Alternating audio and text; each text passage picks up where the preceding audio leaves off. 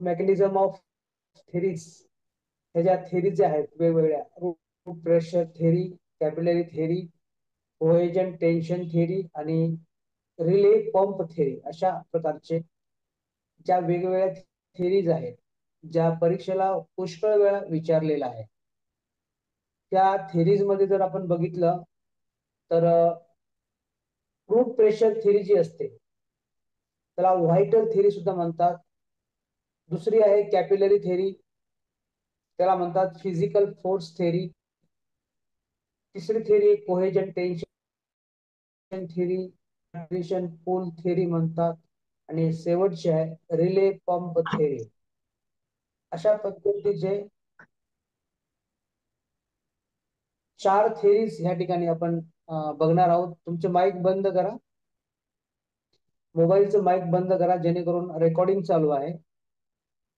आता बघूया आपण या ठिकाणी रूट प्रेशर थेरी काय असतं. तर ही त्यांनी अभ्यास करून, एक्सपेरिमेंटल स्टडी करून या ऍब्झॉर्प्शन ऑफ वॉटरच्या वेगवेगळ्या थेरी मांडलेल्या आहेत. त्या नावामध्येच आपल्याला स्पष्टता जाणून येते की रूट प्रेशर, रूटचं प्रेशर कसे निर्माण होईल. की this theory is by the J Priestley. ही थेरी कोणी मांडलेली आहे? Root pressure theory is propose by the J Priestley. ह्यांच्या मताप्रमाणे की जेव्हा लिव्हिंग सेल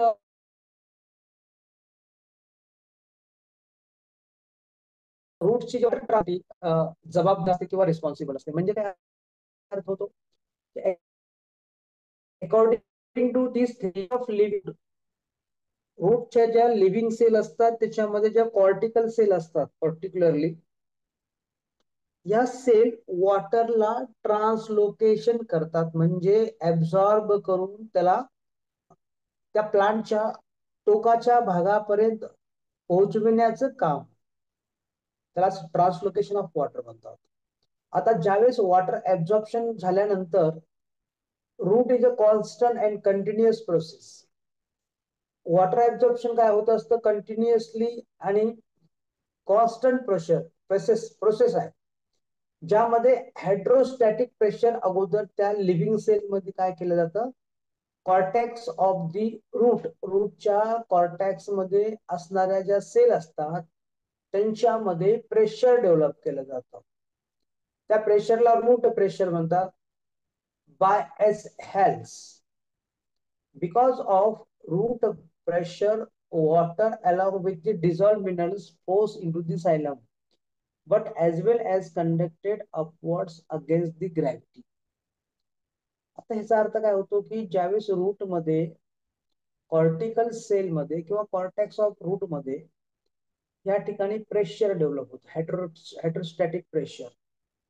हे कधी होईल? की ज्यावेळेस त्यांच्यामध्ये रूट काय करतो?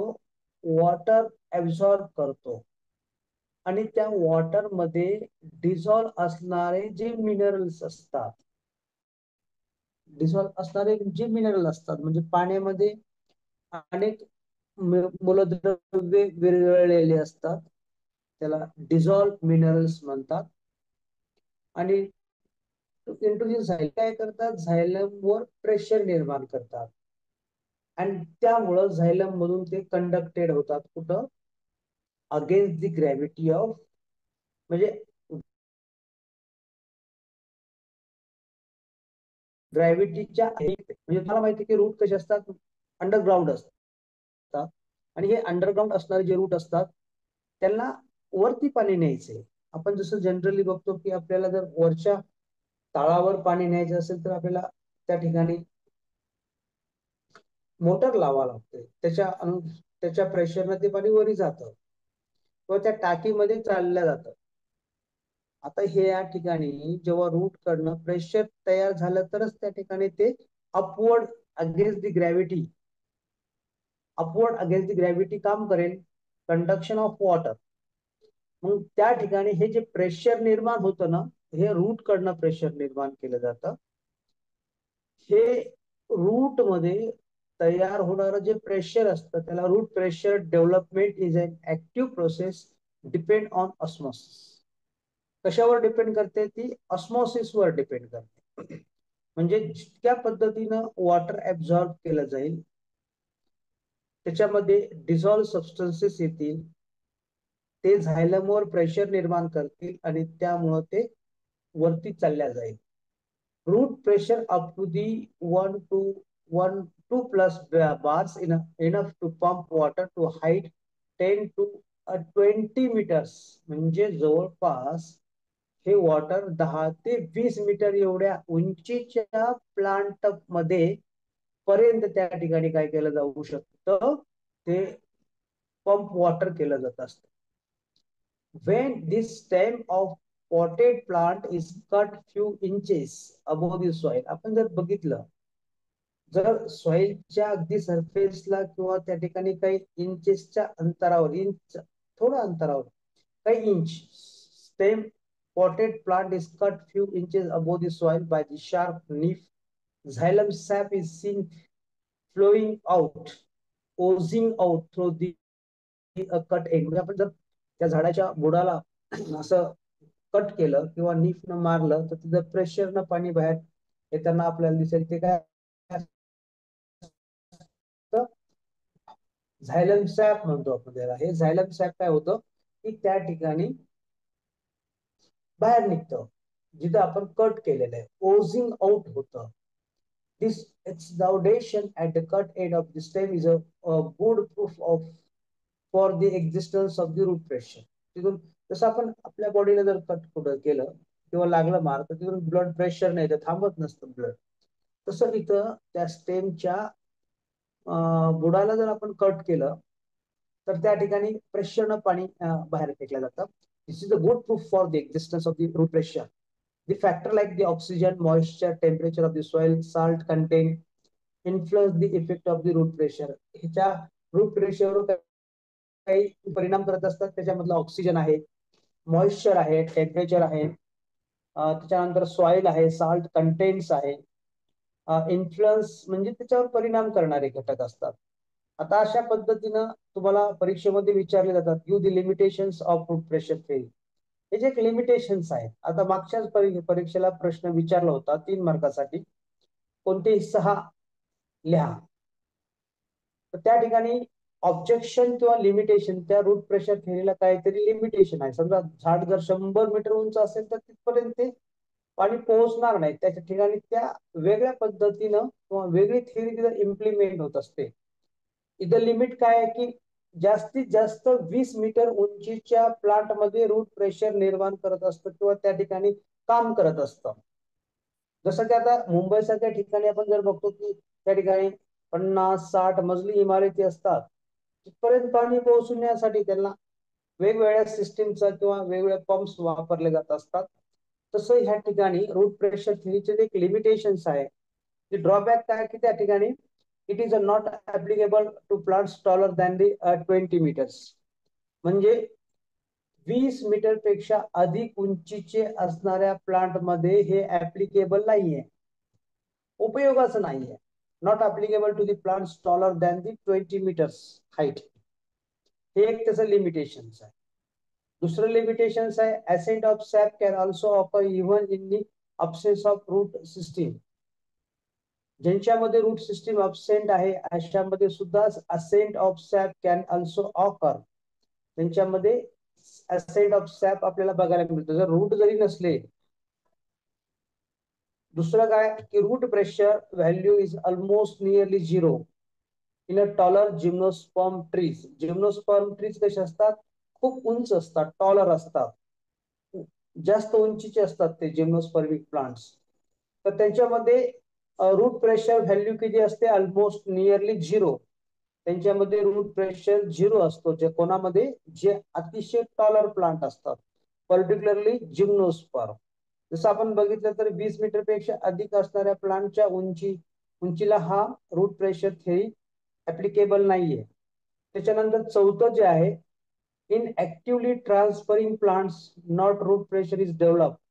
जे जास्त ट्रान्सफरिंग असतात म्हणजे बाष्पीभवन करत असतात, ऍक्टिव्हली बाष्पीभवन करत असतात, आणि हे ऍक्टिव्हली बाष्पीभवन करणारे जे प्लांट असतात त्यांच्यामध्ये रूट प्रेशर डेव्हलप होत नाही.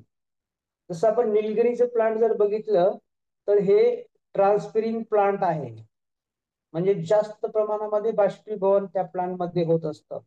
त्यांच्यामध्ये कुठल्याही प्रकारचं रूट प्रेशर डेव्हलप होत नाही. झायलम SAP under the normal condition is under the tension. Normal कंडिशनला झायलम सॅप हा टेन्शन मध्ये it show the negative hydrostatic pressure of the high osmotic pressure. The root pressure is not the sole mechanism explaining the ascent of sap in all plant of the different heights. आपण जर बघितलं तर ह्या ठिकाणी या limitations मध्ये की तुम्हाला 2 मार्कालाही प्रश्न विचारला जाऊ शकतो आता की due the limitations of the objection. मागच्याच वर्षी विचारलेला असल्यामुळे एखाद्या वेळेस रिपीटही होत असतात प्रश्न, असं काहीच नाहीये की प्रश्न रिपीट होईल किंवा नाही. हे डिपेंड कशावर करतं की त्या चॅप्टरचं जे इम्पॉर्टन्स आहे ते इम्पॉर्टन्स ह्या थेरीपैकी एक तरी थेरी तुम्हाला विचारली जाऊ शकते. आता दुसरी थेरी आपण मांडतो की कॅपिलरी थेरी. त्या कॅपिलरी थेरीला किंवा फिजिकल फोर्स थेरी असं म्हणतात. हे थेरी कोणी मांडलेली आहे? कोणी प्रपोज केलेली आहे? बोहेमने 1863 मध्ये, 1863 propose by the Boheme. Boheme कोण आहे? एक सायंटिस्ट होता. त्या सायंटिस्टने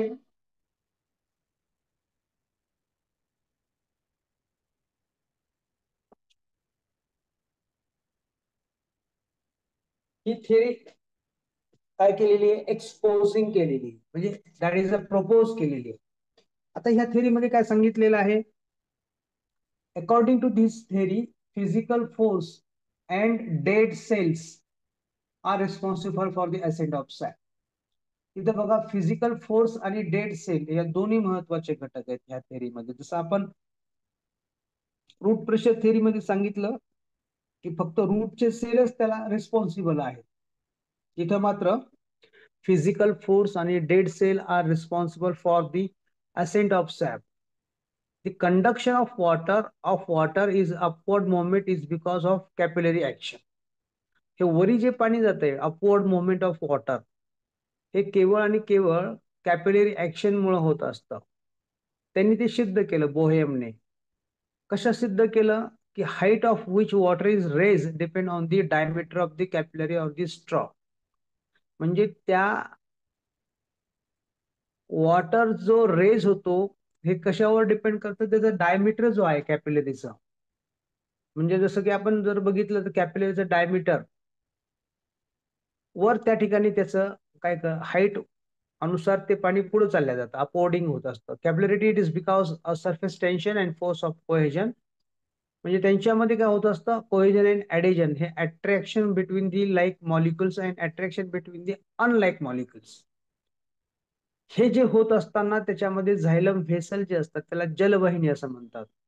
त्याच्यामध्ये ट्रॅकिड असतात आणि lumen is a comparable to with the capillary and straw. Water columns exist and because of the combined cohesion and adhesion force of the water and xylem wall due to the capillarity. म्हणजे जेव्हा ही capillarity कशी असते? Water column exist. जेव्हा water column किंवा capillarity water raise होतात, conducted upward against the gravity, गुरुत्वाकर्षण शक्तीच्या विरुद्ध दिशेने हे पाणी चाललं जातं. To the a few centimetre only, काही सेंटीमीटर पर्यंत जातं. एक्झाम्पल आपण बघितलं, wick dipped in an oil lamp and show the capillarity due to which oil is a raise upward. आपण जर बघितलं की वेगवेगळे उदाहरण जर बघितले आपण, त्याचे ऑब्जेक्शन्स काय आहेत, हे ऑब्जेक्शन्स मात्र लक्षात ठेवायचे आहेत आपल्याला. थेरी समजणं आणि त्याच्यासोबत हे ऑब्जेक्शन खूप महत्वाचे असतात. ते ऑब्जेक्शन काय? जसं आपण रूट प्रेशर थेरीचे ऑब्जेक्शन्स बघितले किंवा लिमिटेशन्स बघितले, तर ह्यामध्ये capillary tube must be continuously and complete hollow from one end to the other end but tracheid in a xylem show the close end walls. आता आपण जर बघितलं तर ह्यांनी काय सांगितलं की कॅपिलरी ट्यूब हे कशा असल्या पाहिजे? कंटिन्युअसली असल्या पाहिजे, कुठे बेंड नसल्या पाहिजे आणि कम्प्लीट असल्या पाहिजे, one end to the other end. पण झायलमच्या ट्रॅकेट जर आपण बघितलंय तर त्यांच्यामध्ये क्लोज एंड वॉल असतो, एक ओपन असतो तर दुसरा क्लोज असतो. त्यामुळे इथं लिमिटेशन्स यायला लागले. दुसरं लिमिटेशन्स आहे lower end of capillary tube xylem must be direct contact with the soil. झायलमचं जर आपण एक एंड बघितलं तर ते डायरेक्टली सॉइलशी कॉन्टॅक्ट मध्ये आलेलं आहे. And there exist barrier of the root cortex between the xylem and the soil water. त्यामुळं त्यांच्यामध्ये एक बॅरियर निर्माण होतो, एक अडथळा निर्माण होतो root cortex between the xylem and soil water. हे त्याचं एक दुसरं लिमिटेशन्स आहे. However, capillary tube greater is the height to which a water column is raised, but in a nature, tall trees show the xylem vessel having a wider bow. त्यांचं आपण जर बघितलं अतिशय उंच असणारे जे प्लांट असतात त्यांचं डायमीटर कसं असतं, कमी असतं आणि वाईडर असतं, उंच असतात आणि capillarity can not be sole mechanism so explain the ascent of sap in all plants of different heights. त्याच्यानंतर आहे कोहेजन टेन्शन थेरी, त्याला ट्रान्सपिरेशन पूल थेरी असं म्हणतात. ही प्रपोज केली आहे डायक्झॉन अँड जॉली 1894 मध्ये. ही जी थेरी आहे त्या थेरीमध्ये काय सांगितलेलं आहे की जेव्हा जेव्हा ठिकाणी this theory is based on the principle. ह्याच्यामध्ये दोन प्रिन्सिपल्स आहेत. एक प्रिन्सिपल आहे कोहेजन अँड ॲडेजन, ज्यांच्यामध्ये काय असतं की कोहेजन मध्ये आणि ॲडेजन मध्ये आताच आपण बघितलं सिमिलर मॉलिक्युल्स अनलाईक मॉलिक्युलचं अट्रॅक्शन होतं. ॲडेजन मध्ये कोहेजन मध्ये सिमिलर मॉलिक्युलचं अट्रॅक्शन होतं आणि कोहेजन मध्ये अनलाईक मॉलिक्युलचं अट्रॅक्शन होत असतं. आता ह्या फोर्स मध्ये जर आपण बघितलं टेन्शन निर्माण होतं. कोहेजन टेन्शन थेरी म्हणजे ट्रान्सपिरेशन पूल थेरी. ज्यावेळेस या ठिकाणी जेव्हा cohesion force apply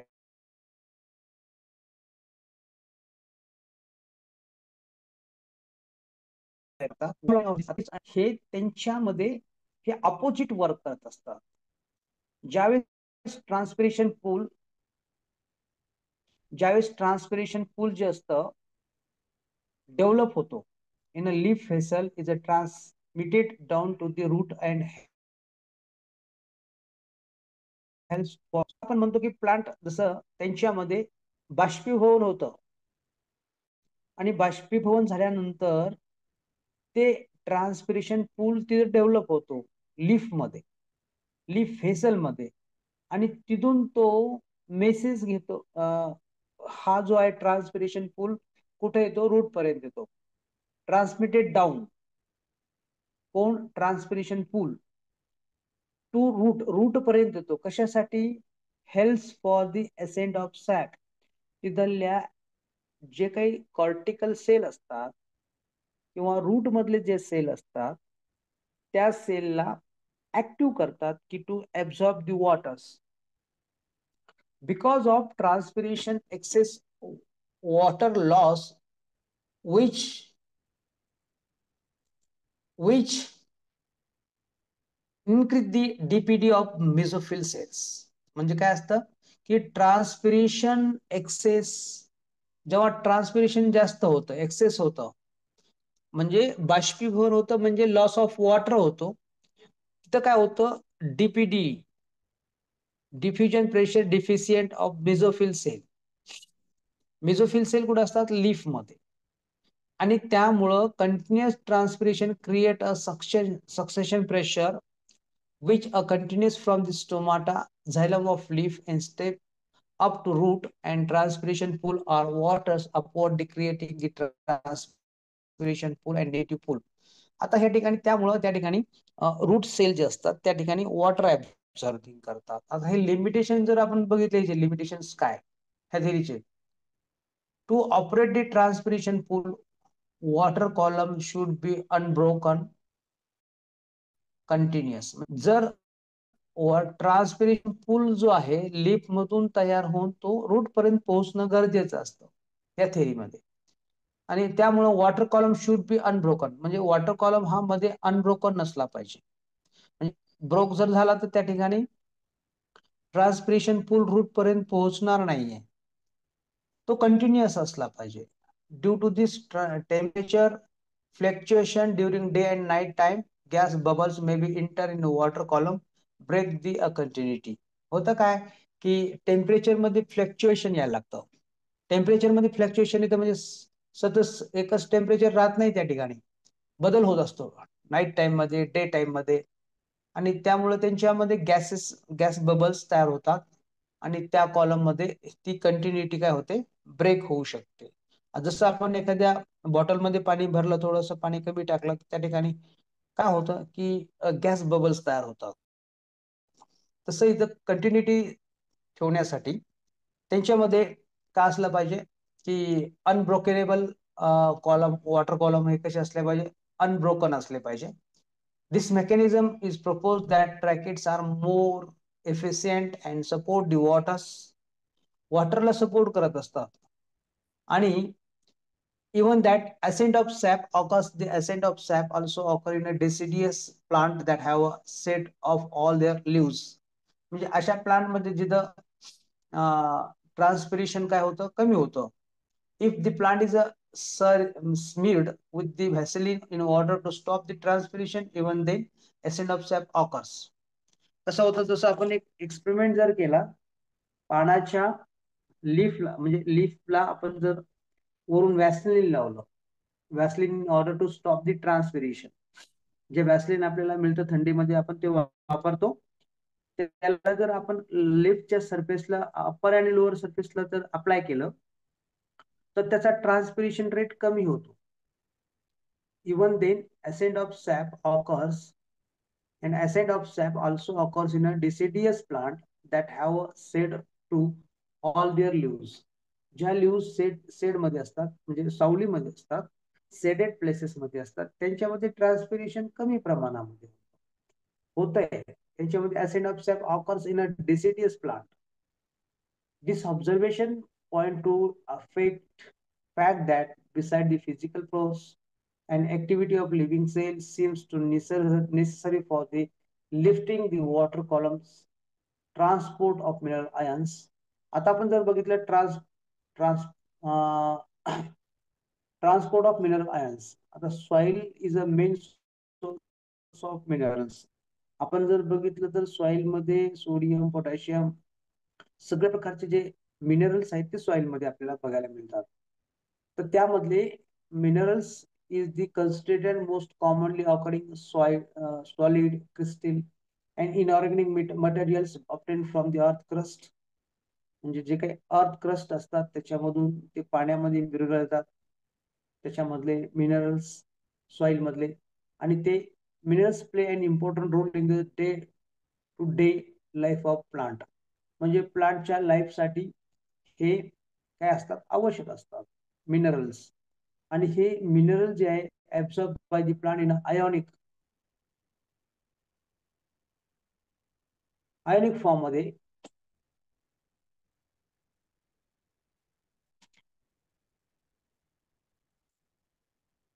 ionic form मध्ये असतात. आणि mainly through the roots and the transported. तर अशा पद्धतीचे जे आयन्स आहेत, कोणकोणते, सब mineral ions like the carbon, hydrogen, oxygen, phosphorus, sodium, sulphur, magnesium, हे जे आयन्स आहेत हे मिनरल्स आहेत.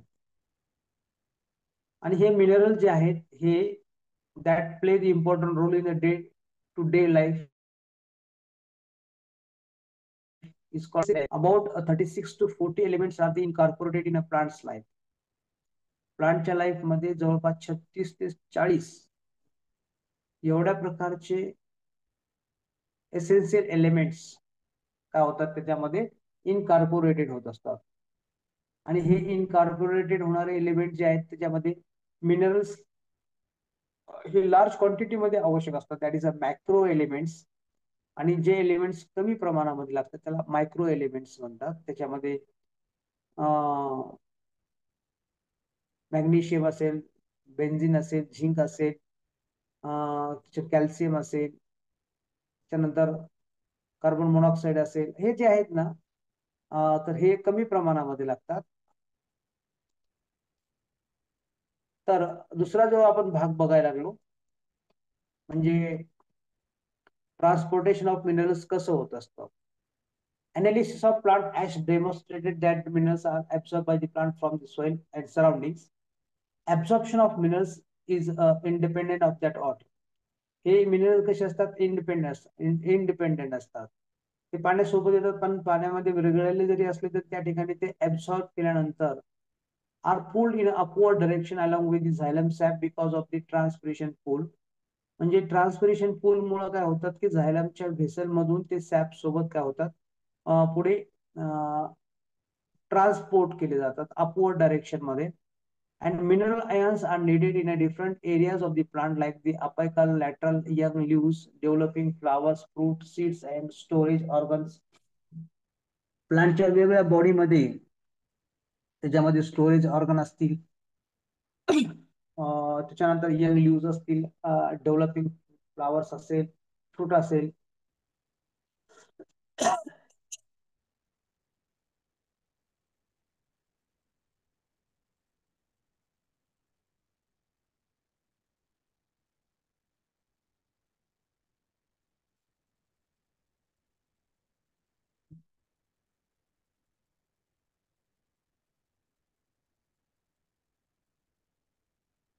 तर ह्यामध्ये म्हणजे फ्रूटला पण मिनरलची आवश्यकता असते, सीड्सला असते, स्टोरेज ऑर्गन्सला असते, डेव्हलपिंग फ्लावर्सला पण असते, यंग लीव्सला पण असते.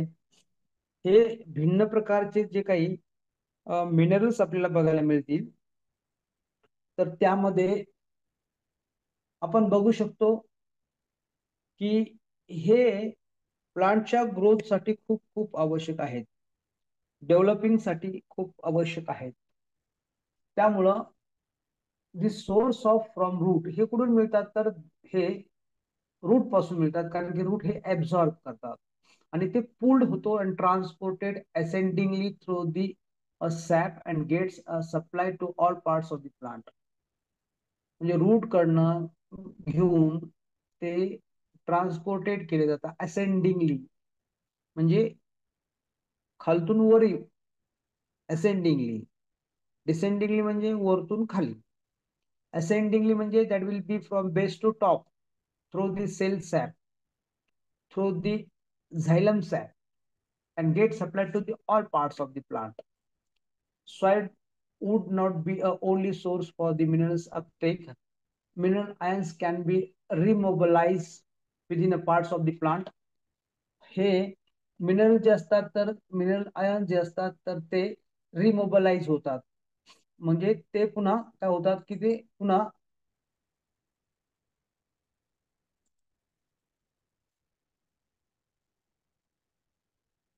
रिमोबलाइज होणे म्हणजे परत ते वातावरणामध्ये जातात आणि वातावरणामधून पुन्हा पावसाच्या स्वरूपानं खाली जमिनीमध्ये येतात.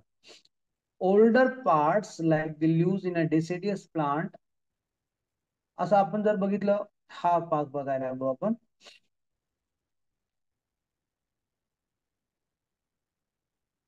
Older parts like the leaves export their ions to younger leaves before they fall.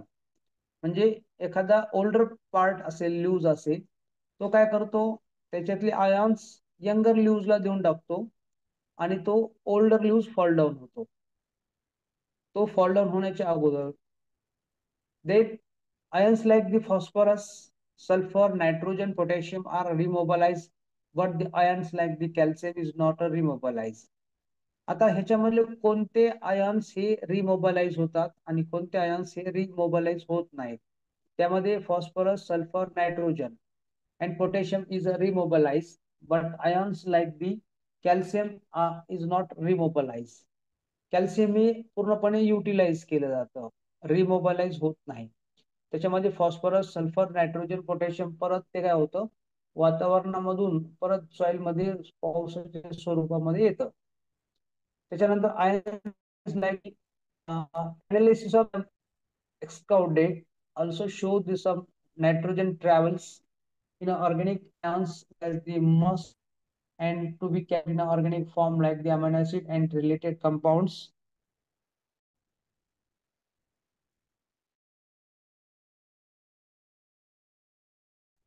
यामध्ये जर आपण बघितलं हे वेगवेगळ्या प्रकारचे ट्रान्सपोर्टेशन मध्ये आयॉन्स आहे. ट्रान्सपोर्टेशन आयॉन कशा पद्धतीने होत, ट्रान्सपोर्ट ऑफ मिनरल आयॉन्स. हे मिनरल आयॉन्स प्लांट मध्ये फार महत्वाचे असतात. आणि it was believed earlier that झायलम transport the inorganic and phloem transport the organic molecules.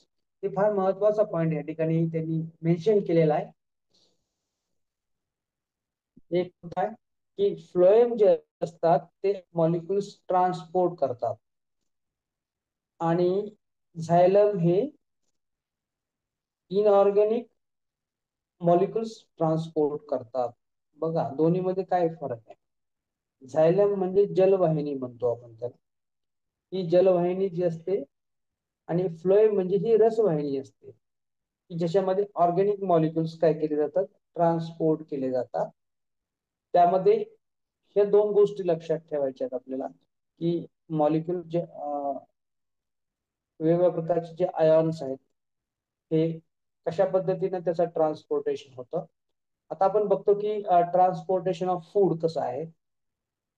हे जर बघितलं transportation food, all the plant parts require the continuously supply of food for the nutrition and development. In higher plants there is a great differentiation and division of labors.